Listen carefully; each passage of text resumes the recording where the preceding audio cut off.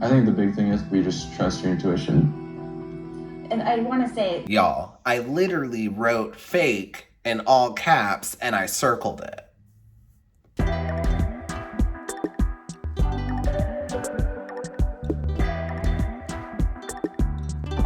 Hi everyone, my name is Dimitri and welcome back to DimitriTube. The Bachelorette, episode 4. Let's talk about it. As always, if you're enjoying my videos, please go ahead and pound that like button, pound that subscribe button, and ring that notification bell. I'm a new YouTuber and the likes and subscribes really help me out. So did y'all like this episode? Let me know below in the comments. Personally, I thought this was the worst episode of this season so far. And for all of you Katie stans who are ride or die for Katie, just a heads up, there was a lot of things in this episode she did that I did not like. So if you're looking for a YouTube video where Katie is just praised for 10 to 15 minutes, this is not the video for you. Okay, so let's just dive in and start talking about the episode.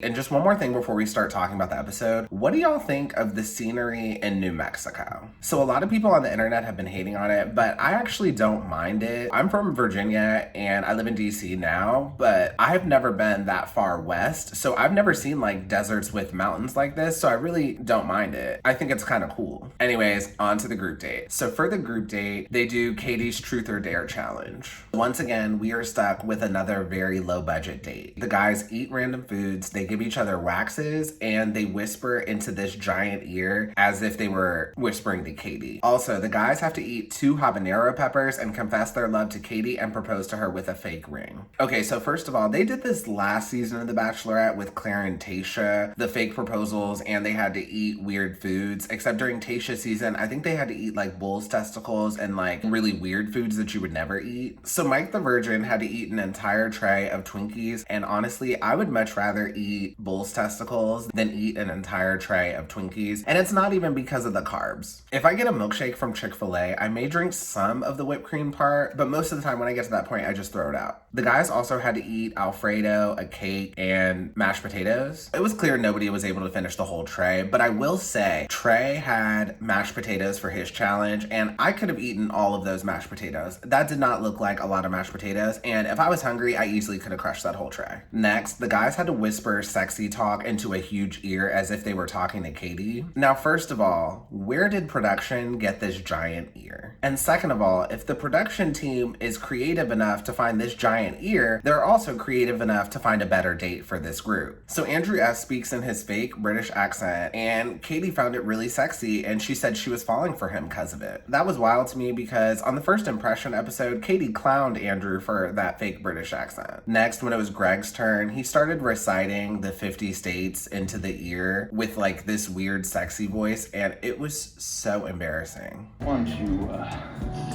bend on over and let me show you the 50 states. We got New Jersey, New York, everything's bigger in Texas. And the worst part was, I think Greg actually believed he did a good job. And last thing I want to mention, so the guys had to wax the hairiest part of their body, and Christian waxed Trey's ass. And that is disgusting. I was actually really surprised that Christian was down to do that. Like, this whole episode was concerned with Thomas, but there's clearly other guys there who will do things for the clout. And last thing I want to mention about this group date, so I said this before in a previous review, I love Trey, and after this group date, I definitely love Trey even more. But after watching the episode, now I kind of have mixed feelings. But aside from him being messy later in the episode, I do feel like Trey is here for Katie, and he actually does like her. Next, we move on to the night portion of the group date, and the guys get along really well. This is just one of the things that I do not like about The Bachelorette and why I prefer Bachelor. The Bachelorette often just kind of turns into a fraternity house. The guys tend to really get along and don't have that much drama. And the show in general is just not as interesting when all the guys get along. Hence why 45 minutes of this episode was just spent on Thomas. Also, I did not like Katie's sequin blazer dress. It was not cute. With Katie wearing so many jackets, did anyone else get the vibe that she may not be like completely comfortable with her body? Am I the only one who gets that vibe? Anyways, moving on, we have a one-on-one with Andrew S. For their one-on-one, Andrew S brings her Taco Bell and they cheers to being foodies. Cheers to foodies. Cheers to foodies. Oh my god. Looks like my junk food, by the way. So first thing I want to say, true foodies are not eating Taco Bell. They're definitely going to get a nicer taco than what Taco Bell can offer. Second thing, so Katie did say that she likes TB, but we're in New Mexico. I'm sure there are dozens of places where you can get way better tacos than Taco Bell. So have you ever had a friend or just known a person where you'll go to like a really nice restaurant or you'll travel to a foreign country and they order chicken tenders? That's what this felt like to me. So for Andrew S and Katie's one-on-one, I just did not see a connection. It still just feels like friends to me. And they kissed literally right after eating that Taco Bell. Yuck. During their one-on-one, Katie says, I hope the house remains a good place for the guys because that's where you'll spend the most time. When Katie said that, it just seemed like to me she's more concerned with what's happening in the house and the guys getting along than she is with actually finding love herself. Okay, next we have a one-on-one with... Wait, who is this guy? Oh, Andrew M. I thought he got eliminated. Anyways, nothing happened on their one-on-one. Next. Now we're moving on to a one-on-one with Mike the Virgin. During their one-on-one, Mike talks about sacrifice and a relationship should not be 50-50, it should be 100-100. So Mike is just too chivalrous for Katie. Mike has a very classic gentleman approach to dating, and Katie just doesn't appreciate that. Katie just wants someone she can be weird and awkward with, especially in the beginning stages of dating. Next, we have a one-on-one with Greg. Greg tells Katie that he cannot stop thinking about her, and he's slightly jealous of the other guys. So during this one-on-one, I really didn't see a connection. I really think Katie likes Greg more than he likes her. During the one-on-one, Katie says that she's falling for him. For a second, it felt like Greg was the lead and Katie was the contestant. Katie really shouldn't have told Greg that. In my opinion, I think Katie is just letting Greg get way too comfortable. Now that she said she's falling for him, he's gonna get even more comfortable. Next, we have a one-on-one with Josh. During the one-on-one, Josh says, honestly, to see you and to see you in all your genuine compassion in the search for love, it's the most incredible experience I've had in my life. Y'all, that was total BS. I am so sorry I'm gonna have to admit this to y'all, and this honestly may be a reality check for some of you. When a guy is looking for a girl to date or to marry, the first thing he looks for is not how compassionate she is.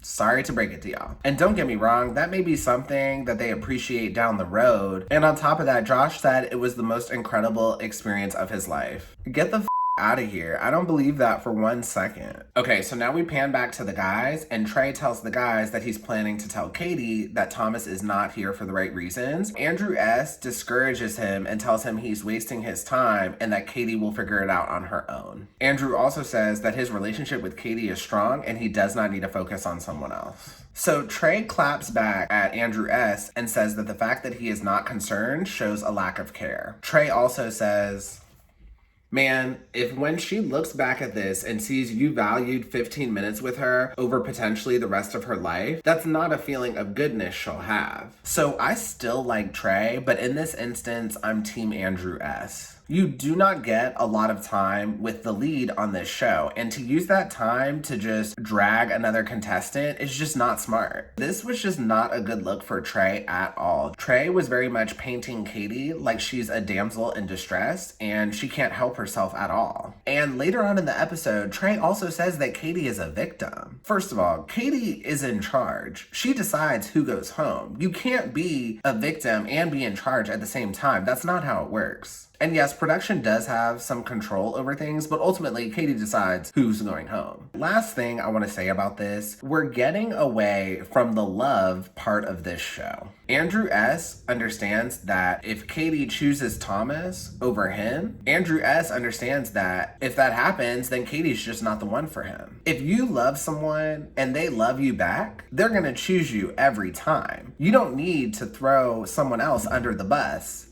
for them to choose you. That's what love is about, and we're clearly forgetting about that. I would handle things the way Andrew S did. If I'm the one for Katie, then she's gonna choose me. What these other guys are doing will not matter. So then after that, Tre has a one-on-one with Katie, and he tells Katie that Thomas is not there for the right reasons, and he's there to become the Bachelor. So then after their one-on-one, Katie starts talking to a producer and starts crying over Thomas. Why is Katie crying to her producer? Where are Caitlyn and Tayshia? What happened to Girl Gang? What is the point of a girl gang if they ain't gonna be there for you at your time of need? Also, I did not believe for 1 second that she was crying over Thomas. Maybe she was crying over the fact that she possibly got played. To me, that seems more reasonable. Like, I really don't think she's crying over Thomas at this point in the show. Anyways, moving on. We need to talk about Greg for a second. Y'all, Greg is fake. Yeah, I said it. He's fake. I know he's y'all's fave, but he's fake. So I don't know if y'all caught this, but after Tre left to go to his one-on-one, Greg tells the group that it's a good idea for Tre to tell Katie that Thomas is not here for the right reasons. First of all, it was really shady to me that Greg waited until after Tre left to give his input on the situation. So first of all, Greg is comfortable. Katie already told him that she's falling for him. So Greg already knows he's staying. So encouraging the other contestants to be messy is not going to affect his situation. And at this point, Greg has already gotten in his time. He's good. So of course he's going to encourage another contestant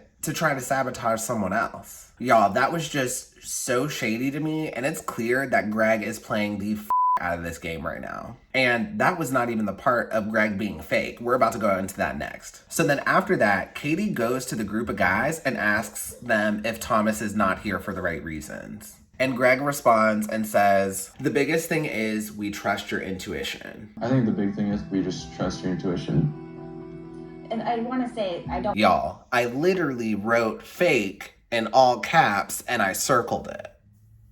If Greg trusted Katie's intuition, he wouldn't be telling the other guys that Tre is doing the right thing. If Greg trusted Katie's intuition, then he would have been on Team Andrew S and would have said that she'd figure it out on her own. Y'all, I literally flipped the out when Greg said that. I just feel like you're not here for the right reasons. So then after all of that, Katie ends up giving the group date rose to Tre. And personally, I thought that made Katie look really bad. Where I'm from, we do not reward snitches and we do not reward tattletales. Katie is encouraging bad behavior, and this made me feel like I was watching an episode of Survivor and not The Bachelorette. And I think the worst part about this for me is that we don't know anything about these guys. We know a little bit about Greg, and we know a tiny bit about Andrew S, and that's it. Katie is giving roses for snitching. She's not giving roses based on a quality that a normal person would actually like about someone. And like, I knew Katie was gonna be a different bachelorette than the normal type of bachelorettes they had on this show, but I just feel like this method is ultimately not gonna work in her favor. Okay, so now we're moving on to Blake M's entrance, and his entrance was literally so dramatic for no reason. So if y'all didn't know this, Blake is from Canada, and Canada, I think, just got off lockdown from the pandemic like a month ago. Like, Canada has been on lockdown longer than America. To be honest, I think Blake was just bored in the house, and keep in mind, this was filmed last March, April. I follow Blake on Instagram. I've been following him for a while, and after Claire and Tayshia's season ended, he didn't have a job for a little bit. So I think he's possibly trying to make this his job. Tayshia meets with Katie and tells her that there's someone from her past that wants to meet her, and he can't stop thinking about her. After Tayshia says this, Katie starts blushing, and she basically acts like a little schoolgirl. So I've said this in a previous review, and I'm really not trying to be shady, but it's clear that Katie just is not used to getting compliments like this. After that, Blake M and Katie finally meet, and I gotta give it to him. Out of all of the contestants, Blake M and Katie look the best together. They are a cute couple. Also, there was a little chemistry there. Katie has more chemistry with Blake than she does with a lot of the guys in the house. Next, Blake and Katie admit that they chatted in the DMs. And I am so tired of this. This happened on Claire's season with Dale as well. What is the point of having this show and spending all this money if you are just gonna meet each other in the Instagram DMs? And last thing, Katie questions Blake because this is his third bachelorette. First Claire, then Tayshia, and now Katie. So I don't think Tayshia counts in this instance. Tayshia and Blake did not know each other. Honestly, I think Blake only stayed on as long as he did in that season because he was a wild card. Like, they had to keep someone. And this is just my opinion. I don't think Katie and Blake, personality-wise, would be a good match. And I am very surprised that Blake would be into Claire and also into Katie. Like, they have literally night and day personalities. Okay, y'all, so I have a theory. During last season of The Bachelor with Matt James, we did not get to see a lot of the dates, and we virtually knew nothing about the women, and I thought it was because Matt James was just probably not into the women of color, and if they had shown more of the dates, that would have been obvious. And now this season, yet again, we're seeing like barely any date footage. And I think it's because Katie just genuinely is not into most of these guys. And it made me realize something. The average guy who would apply for The Bachelor is probably not Katie's type. Like, I feel like it takes a certain type of personality to apply for reality TV and to apply for The Bachelor. And I feel like that type of personality is not the type of personality that Katie would be into.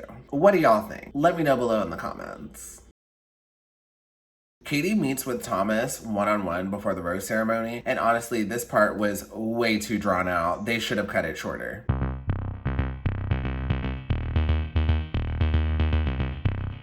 Yep, it's that time. Outfit of the episode. Y'all, I'm gonna try not to get emotional.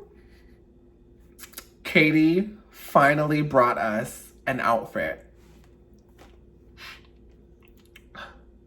I knew she could do it. Katie is wearing this gorgeous silver sparkly pattern gown. Her hair is to the side and it's curled, and she's giving us a red lip. She looks good. I really like this dress, and it is a great color for her. Now, I am ecstatic that we are finally getting some glamour, but I'm also sad because it took us 4 episodes to get it. I mean, better than nothing, right? Now, Thomas defends himself and explains himself to Katie again. And I honestly thought he defended himself pretty well. Thomas admitted before that becoming the Bachelor did cross his mind. But at one point, Katie says, "I can confidently say there are men here who have zero intentions on being the Bachelor." Now, I want to unpack this real quick. Intending to be the next Bachelor and having becoming the Bachelor cross your mind are two completely different things. And Thomas admitted that becoming the Bachelor crossed his mind. So if Thomas is going home for that, then the other 20 plus guys need to go home as well, because becoming the Bachelor crossed their minds as well. And if they say it hasn't, they're lying. So Katie should have made a decision right then and there, but she's trying to put on a show. So she keeps Thomas until the rose ceremony.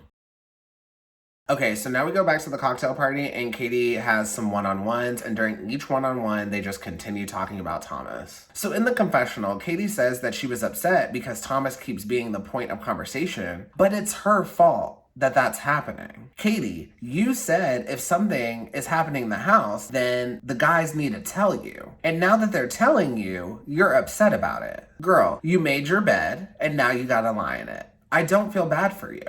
Next, we have a one-on-one with Michael A. So when Michael A was with the group, he tried to get the group to leave focus from Thomas and to put the focus back on Katie. And the internet praised him for that. And now, like, a ton of people want Michael A to be Bachelor. This is one of the things that I just don't like about Bachelor Nation and Bachelor fandom. When it comes to the guys on the show, literally, they will do the bare minimum and the fandom will just praise them for it. Like, Michael A literally didn't do much. And now y'all want him to be Bachelor. Literally, this same exact thing happened with Tyler C on Hannah B's season. Anyways, moving on. So during the one-on-one with Michael and Katie, Michael says, "Going into these cocktail parties with all the drama is a lot for Katie." And then later on he says, "All the guys adding this additional stress onto her doesn't seem fair to me." Michael, do not feel bad for Katie, and do not try to get us as the audience to try to feel bad for Katie either. Katie brought this onto herself. Katie asked people to bring information from the house to her. She caused all of this, and I don't feel bad for her.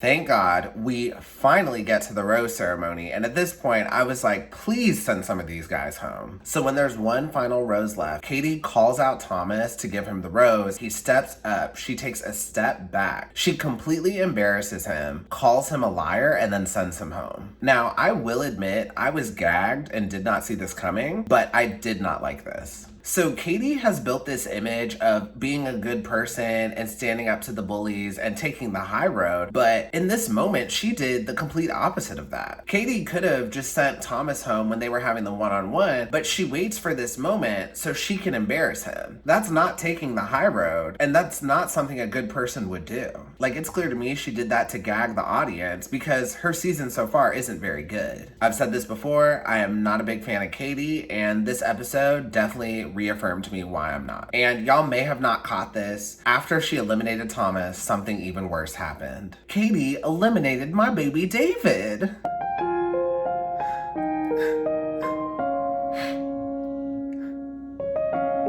It's okay, sweetie. You didn't need Katie anyway. And that is the end of the episode and all I have for you. What did you all think of this episode? I want to know. Let me know below in the comments. If you enjoyed this review, please go ahead and pound that like button, pound that subscribe button, and ring that notification bell, and I will see you all next time. Have a good one. Bye.